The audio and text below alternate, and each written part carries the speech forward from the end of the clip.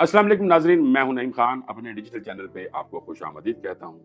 ناظرین، سیلاب آتے ہیں اور عذاب آتے ہیں۔ کیسے سیلاب عذاب بن جاتا ہے؟ اللہ فرماتا ہے کہ میں آسمانوں سے پاک پانی برساتا ہوں جسے رحمت سے تشبیہ دی جاتی ہے۔ کہا کہ میں جب بارش برساتا ہوں تمہارے جانوروں کے لیے چارہ، تمہارے اپنے پینے کے لیے پانی دے دیتا ہوں۔ یعنی چارہ اس وقت پانی جب اس زمین پہ گرتا ہے تو چارہ اگتا ہے، جانور کھاتے ہیں اور پھر بڑے ہو جاتے ہیں، پھر انسان کے کھانے کے قابل ہو جاتے ہیں، یعنی پانی۔ اور خدا نے کہا کہ میں نے ہر چیز کو پانی سے پیدا کیا۔ جب بارش برستی ہے تو کہتے ہیں پانی آتا ہے، زیادہ بارش برستی ہے تو زیادہ پانی آتا ہے۔ سچ کہا تھا انہوں نے، جب زیادہ بارشیں ہو جاتی تو زیادہ پانی آ جاتا ہے۔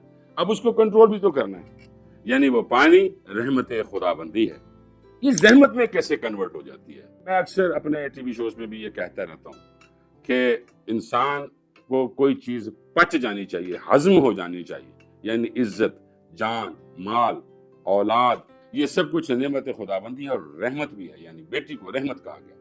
یعنی اب آپ بتائیں کہ یہ رحمت زحمت کیسے بن جاتی ہے؟ ناظرین، آج اسی پہ بات ہونی ہے، کیونکہ اگر صحیح بارش ہوئی، پانی آیا، چلا گیا، یہ جڑا وچ رولا پیندا ہے، اس میں کیا پریشانیاں ہیں، یہ کیوں پڑتا ہے؟ کیا اس میں کچھ ایسے عوامل شامل ہیں جو جان بوجھ کے یہ کرایا جاتا ہے، یا پھر ہماری کوئی کمزوریاں ہیں جس کی وجہ سے ہم نہیں کر سکتے؟ اس پہ آج بات کرتے ہیں ناظرین۔ جب بارش برستی ہے تو پانی کی خاصی مقدار آ جاتی ہے پہاڑوں کے اوپر، جو بڑی سپیڈ سے ہوتی ہے۔ اب ہوتا کیا ہے کہ جب وہ پانی اپنی سپیڈ سے اپنے منزل کی جانب، یعنی عازم سفر ہوتا ہے، اس منزل کی جانب جو سمندر ہے جہاں پانی کو اس نے جانا ہے، تو اتنی سپیڈ کے ساتھ پانی نیچے آ رہا ہوتا ہے کہ اس نے اپنے آپ بھی جو گزر گیا، یعنی جو اپنا راستہ ہے، جو اللہ نے اس کا راستہ بنا دیا ہے، جیسے انسان کو بھی متعین کر دیا اس کے راستے، لیکن انسان بھٹک گیا۔ پانی نہیں بھٹکتا، وہ احکام الہی کے مطابق چلتا ہے۔ انسان ہے جو بھٹک جاتا ہے، کیونکہ اللہ نے انسان کو عقل دی اور کہا کہ میں نے تم پر چھوڑ دیا، جو مرضی کرو، تمہیں بتا دیا کہ یہ راستہ برا ہے، یہ اچھا ہے، اور یہ راستہ تم نے خود اختیار کرنا ہے۔ اس طرح پانی جب وہاں سے آتا ہے، پہاڑی علاقوں سے بڑی سپیڈ سے آتا ہے، تو ہوتے ہوئے جب اپنے راستے پہ چل رہا ہوتا ہے، اس وقت نقصان کیسے ہوتا ہے؟ جب پانی کے آگے رکاوٹیں کھڑی کرتے ہیں۔ جیسے انسان کی ایک عادت ہے نا کہ اگر کوئی دوسرا انسان ترقی کر رہا ہے تو اس کے آگے روڑے اٹکانے، لیگ پولنگ کرنی، یعنی اگے نہیں ودن دینا۔ تو سو پانی کے ساتھ میں جب آپ یہ کرتے ہیں کہ اگے نہیں ودن دینا، تو پانی کیا کرتا ہے؟ پھر دو حصوں میں تقسیم کر دیتا ہے۔ انسان ہو، مشینری ہو، عمارتیں ہوں، بستیاں ہوں، ٹکڑے ٹکڑے کر دیتا ہے، کیونکہ اس کو سپیڈ بہت زیادہ ہوتی ہے، پانی کے اندر طاقت بھی بہت زیادہ ہے۔ اللہ نے کہا نا کہ میں نے ہر چیز کو پانی سے پیدا کیا، تو ہر چیز کو طاقت بھی عطا کی ہے۔ وہ کس طریقے سے کام کرتے ہیں؟ کچھ عبادت کرتے ہیں، کچھ اللہ کو نہیں پوچھتے، کوئی لڑتے جھگڑتے ہیں، فساد کرتے ہیں، کبھی کوئی کسی کی عزت کو تار تار کرتا ہے۔ یہ انسان ہے نا، یہ پانی سے پیدا ہوا ہے نا، یہ طاقت تو ہے نا۔ تو اسی طاقت کی میں بات کر رہا تھا کہ وہ طاقت پھر جب اس کے آگے روڑے اٹکائیں گے تو وہ روکے گا نہیں۔ تو ہوتا کیا ہے کہ پھر نقصانات ہوتے ہیں۔ اب یہ روڑے اٹکانا، اس کا بھی بتا دوں کہ روڑے کیوں اٹکائے جاتے ہیں۔ ہوتا یہ ہے کہ ہلی ایریاز کے اوپر، میں ابھی KPK کی بات کر رہا ہوں کہ ہلی ایریاز کے اوپر لوگوں کا جانا ہوتا ہے، وہاں پہ لوگ انجوائے کرتے ہیں ایریاز میں۔ تو جو باقی عام سے لوگ ہوتے ہیں وہ اس میں کوئی ریسٹورنٹ بنا دیتے ہیں چھوٹا سا، کوئی چائے کا کوکا بنا دیا اس کے اندر، کوئی چھلی والے نے وہاں بیٹھ گیا، کوئی تھوڑا سا بڑا ریسٹورنٹ بن گیا۔ تو یعنی وہ بنا کر رہے ہیں آبی گزرگاہ کے سامنے، اور جیسے ہی پانی آتا ہے تو وہ تمام چیزوں کو ہٹا دیتا ہے، چونکہ سیکشن نیرو ہو گیا ہوتا ہے، اور نیرو سیکشن میں تباہی آتی ہے۔ اسی طرح جب وہ پانی میدانی علاقوں میں آتا ہے، میدانی علاقوں میں بھی آبی گزرگاہ کے سامنے غیر قانونی ہاؤسنگ سوسائٹیز بنا دی گئی ہیں، جو کہ ایک کرپشن زدہ یہ سوسائٹیز ہوتی ہیں۔ یہ ہے تو دریا کا رقبہ، اور دریا کی ملکیت اپنے نام کرتے ہیں، اور کن کی ملی بھگت کے ساتھ کرتے ہیں؟ وہ لوگ جو ڈپارٹمنٹس کو چلا رہے ہوتے ہیں، جنہوں نے اسکیمز کو پاس کرنا ہوتا ہے، تو وہ پیسے لے لیتے ہیں اور وہ کہتے ہیں ٹھیک ہے بنا لو۔ اسی طریقے سے لوگوں نے وہاں پہ کاشتیں اندر شروع کر دیتے ہیں، جبکہ بھائی وہ وقت کاشت کرنے کا نہیں ہے۔ خالی وقت میں اگر آپ کو چھوٹی موٹی چیزیں سبزی لگانا چاہتے ہیں تو لگا لیں۔ اتنی بڑی 6 مہینے کی 7 سال کی فصلیں لگا دیتے ہیں، تو آپ کا کیا خیال ہے کہ جب پانی نہیں آنا تو اسے اپنی ملکیت حاصل نہیں کرنی، تو پھر وہ نقصان کرتا ہے۔ کیوں آپ لوگ ایسی بستیاں بناتے ہیں اسی آبی گزرگاہ کے اندر جہاں پہ ایک ٹینشن کھڑی ہو جاتی ہے، پھر آپ کا نقصان ہوتا ہے، اور پھر آپ کہتے ہیں کہ گورنمنٹ ہماری مدد کرے۔ گورنمنٹ آپ کی مدد کیوں کرے؟ آپ گورنمنٹ کے لیے ٹینشن کریٹ کر رہے ہیں، آپ ہر جگہ پہ پریشانیاں کھڑی کر رہے ہیں۔ خیر اینی ویز، یہ ایک لمبا سا ایک بحث ہے، اس پہ ہم بات کریں گے بعد میں۔ تو ناظرین، ہوتا یہ ہے کہ جب کیچمنٹ ایریا میں بارش ہوتی ہے، جس میں نے کہا تو اس طرح پانی آتا ہے، تو پانی کو آگے سے ڈاف لگ جائے، یا اس کو روک دیا جائے، یا کوئی ٹوٹیاں بلیاں بنا دی جائے، ریسٹورنٹ بنا دیے، تو پھر وہ نقصان کرتا ہے۔ ادروائز پانی نقصان نہیں کرتا۔ پانی جب کیچمنٹ ایریا سے چلتا ہے، وہ ایک مثال میں آپ کو دیتا ہوں کہ انسان کا بچہ پیدا ہوتا ہے تو آزم سفر ہو جاتا ہے، کس جانب؟ موت کی جانب۔ تو جب آزم سفر ہوتا ہے، بچہ ہوتا ہے، جوان ہوتا ہے اور پھر بوڑھا ہوتا ہے، اور وہ پھر اپنی منزل کی طرف روانہ ہو جاتا ہے۔ اسی طرح پانی بھی جب چلتا ہے تو پھر وہ اپنی منزل کی جانب چلتا ہے، جہاں وہ سمندر ہے اس میں اس نے گر جانا۔ تو یہ ایک سلسلہ ہے، یہ دنیاوی سلسلہ ہے، یہ چلتے رہتے ہیں۔ لیکن اس دنیاوی سلسلے کے اندر اگر آپ رکاوٹیں ڈالنی شروع کر دیں گے تو obviously بات یہ ہے کہ وہاں پر نقصان ہوتا ہے۔ ناظرین، اب آتے ہیں انسانی ارینجمنٹ کی طرف کہ انسان نے اس طاقت کے ساتھ، یعنی طاقتور پانی اس کے ساتھ نبرد آزما ہونے کے لیے یعنی کیا کیا کیا۔ لیکن ہوتا تو یہ ہے نا، کسی بھی طاقتور کے ساتھ اگر کوئی کمزور نبرد آزما ہوتا ہے تو وہ طاقتور سے بچھاڑ دیتا ہے۔ تو وہی حساب، یہ سیلاب اور یہ پانی ہے، وہ بچھاڑ کے رکھ دیا انہوں نے۔ اب انسانی ارینجمنٹس کیا ہیں؟ اب میں آتا ہوں ناظرین انسانی ارینجمنٹ کی۔ انسان نے کیا کیا، جو بھی آبی گزرگاہ تھی اس کے اندر اگر کسی وجہ سے یعنی کوئی کریکس ڈیولپ دریا کے اندر ہو جاتی ہے، تو یعنی پانی کبھی ادھر نکل گیا، کبھی ادھر گیا، کسی پاس پانی اونچا ہو گیا، کسی پاس نیواں ہو گیا، تو پانی اگر جب دائیں بائیں جاتا ہے تو اب اس لیے تھوڑا بہت نقصان ہوتا ہے۔ اس میں پھر کیا کیا جاتا ہے کہ جو متعلقہ محکمے ہوتے ہیں اس کے آگے بند لگا دیتے ہیں، یعنی اس اینگل پہ بند لگا دیتے ہیں کہ وہ پانی اگر ہٹ کرتا ہے اس بند کو تو وہ ہٹ کرنے کے بعد واپس جب جاتا ہے تو وہ اپنے روٹ پہ چل پڑتا ہے۔ اسی طرح یہ ہے انسانی ارینجمنٹ، یعنی پل بنائے گئے، پلوں کے نیچے بھی راستے بنائے گئے۔ وہ کہتے ہیں نا پانی نے آخر پلوں سے تھلے لگنا ہے، وہ کہتے ہیں پلوں بھی کراس کر گیا لیکن آخر گزرتا ہے، وہ ابھی گزر گیا ہے، اس کو چلانا ہوتا ہے۔ اسی طرح جب یہ پانی اس دفعہ آیا تو اس نے سب سے زیادہ جو نقصان کیا وہ جلال پور پیر والا کے ایریا میں کیا۔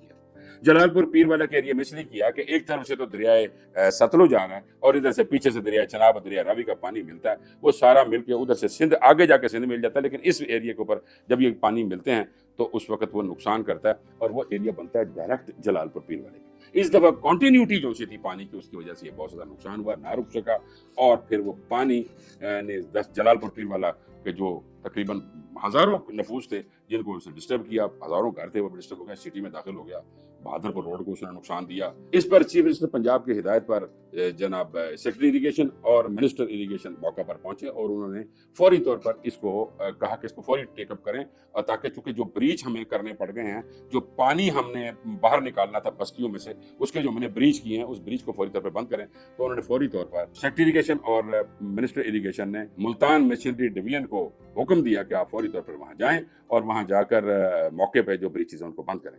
اچھا، جب بریچز بند کرنے کے لیے مشینری فوری طور پہ گئی اور وہاں کے افسران بھی ساتھ گئے ان کے، اور انہوں نے جا کے اب جب تک میں ابھی جو یہ ریکارڈ کر رہا ہوں اس میں اب تک 4 بریچز جو سے کلوز کر دیے گئے ہیں، اور 4 بریچز کلوز کرنے کے ساتھ ساتھ جو نیشنل ہائی وے اتھارٹی یعنی موٹر وے کے ساتھ جو کلورٹس تھی جس میں پانی گزر سکتا ہے وہ بھی بیٹھ گئی تھی، ان کو بھی انہوں نے ریسٹور کیا اور انہوں نے اس کو بنایا۔ مشینری ڈویژن ملتان نے ایک اور بھی کارنامہ کیا، ایک پانچ کے ساتھ ایک لیفٹ مارجنل بند تھا، وہاں پہ سیکرٹری اریگیشن اور منسٹر صاحب بھی وہاں پہ پہنچے، انہوں نے کہا کہ اگر یہ بند ٹوٹ گیا یعنی لیفٹ مارجنل بند تو تباہی، لیاقت پور، خانپور اور رحیم یار خان کو تباہی سے کوئی نہیں بچا سکتا، بہت سارے انسانی جانوں کے نقصان کا خطرہ تھا، یعنی شہر کے شہر اڑ جاتے۔